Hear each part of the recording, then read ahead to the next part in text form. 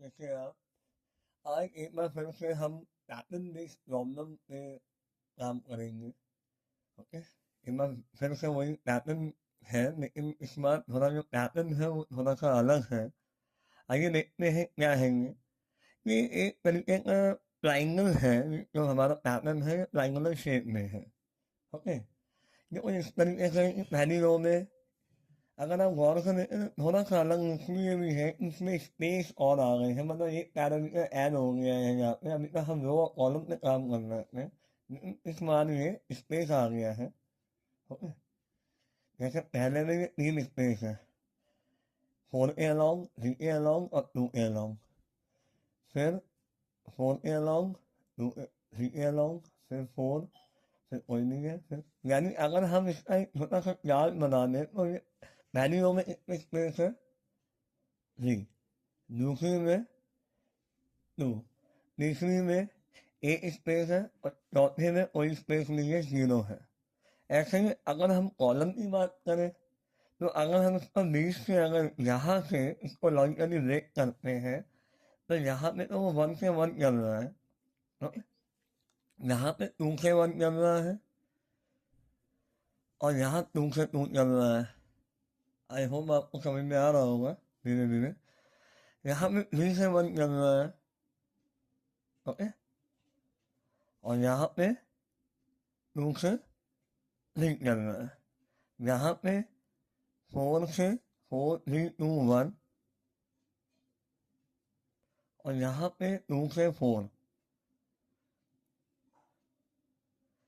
यहाँ पे भी हम देख सकते हैं 2 से पहले क्या आता है 1, तो यहाँ पे कंडीशन फेल अपने आप हो जाएंगे क्योंकि हमेशा ये छोटे से बड़े की तरफ जा रहा है। लेकिन यहाँ पे छोटे से बड़े की तरफ जा रहा है 2 से 2 2 से 3 2 से 4, लेकिन जहाँ 2 से 1 होता है तो अपने आप कंडीशन यहाँ पे फेल हो जाएंगे, तो आगे वो चलेगा ही नहीं। देखते हैं कैसे बनेगा ये। बनेगा वैसे ही जैसे कि रो से स्टार्ट होता है, तो पहले हम नेसेसरी वेरिएबल डिक्लेयर कर देंगे, ऊपर हमें वैसे लिखना है क्लास, क्लास का नेम आपको जो भी रखना हो। मैंने यहाँ पे PAL अंडरस्कोर ट्रायंगल रखा है, पब्लिक स्टैटिक वॉइड मेन करली ब्रैकेट ऐसे यहाँ पे फॉलो होंगे, अप्लाई होंगे। यहाँ पे स्ट्रिंग ARGS जैसा लगता है, करली ब्रैकेट ओपन। अब जो भी नेसेसरी वेरिएबल्स है, आई मैंने लिया है रो के लिए, ये लिया है कॉलम के लिए, ए लिया है स्पेस के लिए और SP लिया है स्पेस, ये नंबर ऑफ स्पेसेस के लिए लिया है। जिसमें जो इनिशियल वैल्यू जो मैंने यहाँ पे असाइन करी है वो करी है 3, जो करी है क्योंकि पहली रो में कितने स्पेस है, 3 है, तो मैंने 3 असाइन किया है। अगर 4 होते तो 4 असाइन करता, और अगर कोई स्पेस नहीं होता तो 0 असाइन करता, लेकिन यहाँ पे 3 है तो 3 असाइन किया है। ओके, अब हम रो का लूप कैसे लेते हैं, पहले हम ये वाला देखेंगे, ये वाला क्योंकि यहाँ पे हमने देखा ना 1 से 1 2 से 1, तो इस तरीके से भी कौन सा कॉलम हम यहाँ से पिक करेंगे, यहाँ पे value top to bottom change हो रही है 1 से 4, तो हम लिखेंगे यहाँ पे I1 semicolon I less than equal to 4 और I plus plus curly bracket open करेंगे। अब हम स्पेस का लूप लगाएंगे। स्पेस का लूप हम ये भी ले सकते हैं वेरिएबल, ये भी ले सकते हैं, लेकिन नॉर्मली हम ये लेते हैं स्पेस के लिए। स्पेस का लूप हमें हमेशा सेम लगाते हैं कि ए की वैल्यू 1 से स्टार्ट होगी और less than equal to SP तक जाएंगी, जो पहली बार 3 स्पेस है तो 1 2 3।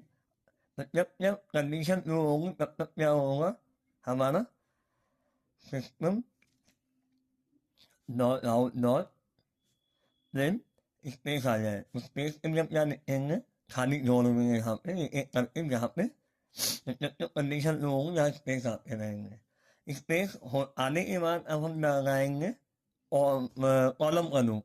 ओके, तो फिर हम लिखेंगे फॉर ये इक्वल टू कॉलम का लूप कहाँ से कहाँ तक है,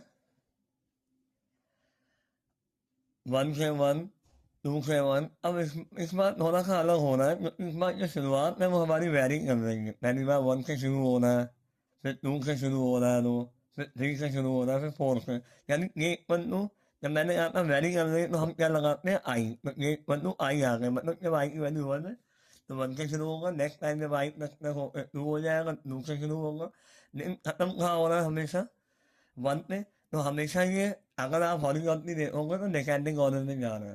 तो हम लिखेंगे मेन ग्रेटर इक्वल टू 1। अब क्योंकि कॉमन डिफरेंस कितना है, -1 का है, तो ये माइनस माइनस आ जाएगा। ओके, और क्या प्रिंट कराएंगे, ये की वैल्यू जो कि हॉरिजॉन्टली सभी वैल्यू इस पर डिपेंड है, ये पे। ओके, तो जब जब कंडीशन ट्रू है क्या होता है ना, ये की वैल्यू प्रिंट होती है जो भी करंट वैल्यू है। ये बंद कर देंगे। अभी तो ये सीधा चला है लोग के लिए, हम उल्टा चलाएंगे तो उल्टा हमेशा कहाँ से चल रहा है, टू से। तो अब हम देखेंगे ये वन टू कैसे, ये टू से वन तक चल गया पहली बार। अब कहाँ से चले, टू से तो ये बराबर टू लिखेंगे और कहाँ तक चल रहा है। अब तो ये बढ़ता जा रहा है तो हम लिखेंगे ये नेक्स्ट इक्वल टू, ये वैल्यू भी वही है जो यहाँ पे थी, तो यहाँ पे हम लिख देंगे ये next equal to I. Okay, तो ये वैल्यू चल रही है, चल तो टू से रहा है, लेकिन ये देखिए यहाँ पे जब तो टू से रहा है, टू से थ्री, टू से फोर, टू से टू, यहाँ पे कोई नहीं, यानी इसका मतलब ये है कि सारी वैल्यू इस पे डिपेंड है, आई पे। और ये प्लस प्लस। ओके, और फिर से हम इसको ओपन करके और फिर से ये प्रिंट करा देंगे जैसे हमने पहले किया था।